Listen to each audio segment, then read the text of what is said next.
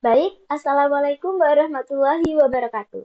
Perkenalkan, nama saya Usma Putri Adelia Junaidi, NIM akhir 071.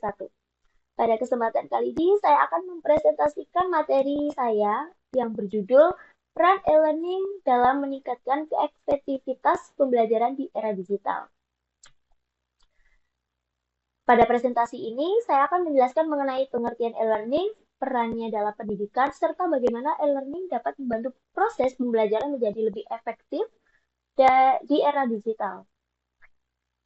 Latar belakang transformasi pembelajaran digital.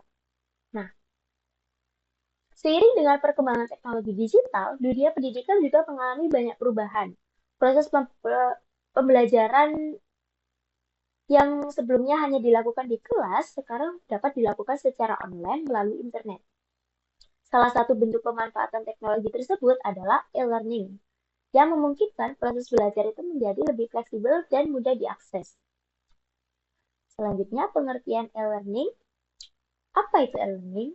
E-learning merupakan metode pembelajaran yang sepenuhnya memanfaatkan internet, perangkat digital, dan platform online untuk menyampaikan materi pembelajaran, memfasilitasi interaksi dan mengelola aktivitas belajar secara virtual. Jadi melalui e-learning, guru dapat menyampaikan materi, memberikan tugas, serta melakukan evaluasi secara online. Contohnya seperti platform yang sering digunakan antara lain Google Classroom, Moodle, Zoom, Google Meet seperti itu. Lanjut, peran e-learning dalam pendidikan. E-learning memiliki peran penting dalam mendukung proses pembelajaran modern. Dengan adanya e-learning, siswa dapat mengakses materi pembelajaran dengan lebih mudah. Selain itu, e-learning juga memungkinkan terjadinya interaksi antara guru dan siswa melalui media digital. Yang pertama ada mempermudah akses materi pembelajaran dari mana saja dan kapan saja. Lalu mendukung penuh pembelajaran jarak jauh, menghilangkan batasan geografis. Lalu meningkatkan interaksi antara siswa dan pengajar melalui platform digital interaktif seperti contoh yang sudah saya sebutkan. Memanfaatkan media pembelajaran interaktif untuk pengalaman belajar yang lebih menarik. Nah, lanjut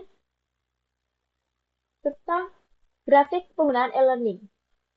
Nah, tren peningkatan penggunaan e-learning mengalami pertumbuhan signifikan menunjukkan adopsi yang meluas di berbagai institusi pendidikan oleh para pengajar individu.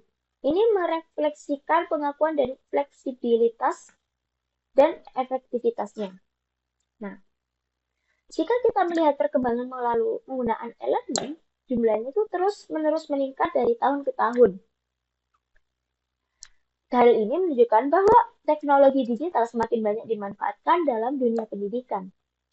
Terutama setelah pandemi, penggunaan sistem pembelajaran online menjadi semakin umum digunakan.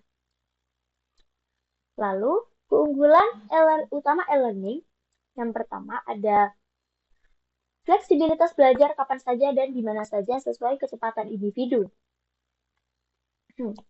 Memiliki beberapa keunggulan seperti proses belajar, yaitu yang saya sebutkan tadi, fleksibilitas belajar, karena siswa itu dapat belajar kapan saja dan di mana saja. Selain itu, materi pembelajaran juga dapat diakses kembali sehingga memudahkan siswa dapat memahami materi yang dipelajari. Contoh implementasi e-learning.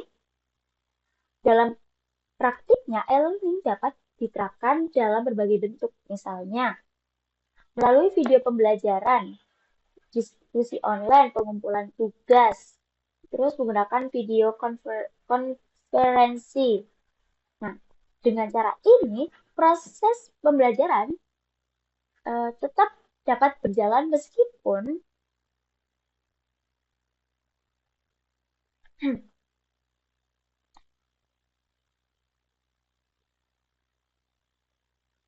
contoh implementasi e-learning.